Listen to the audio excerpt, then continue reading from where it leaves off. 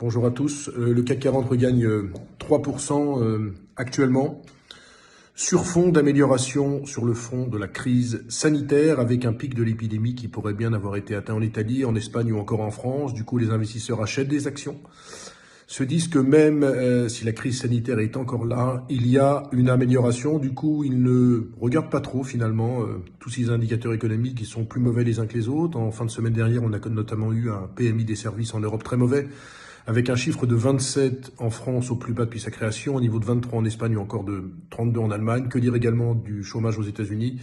La destruction de 700 000 emplois en mars et des prévisions allant jusqu'à 15% de chômage au mois de juin.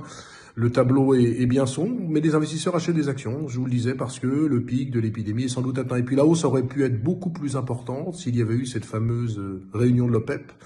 On annonçait une réunion lundi entre l'Arabie Saoudite et la Russie afin de réduire les quotas de production, c'est-à-dire afin de faire en sorte que le pétrole reparte à la hausse. Finalement, cette réunion est reportée à jeudi. Et donc le pétrole baisse de 3,5% actuellement. Je vous parle du WTI. Alors, ce qu'il faut savoir également, et c'est important, c'est que le VIX, l'indice de la volatilité, est revenu sous les 50. On est sous des niveaux de 45, ce qui veut dire que la peur est un petit peu moins présente sur les marchés. Alors, je suis pas en train de vous brosser un tableau optimiste. Je suis pas en train de vous dire qu'il faut être bull, c'est-à-dire super haussier sur les marchés.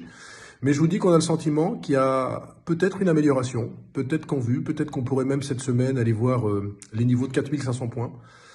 C'est un peu positif, c'est bien.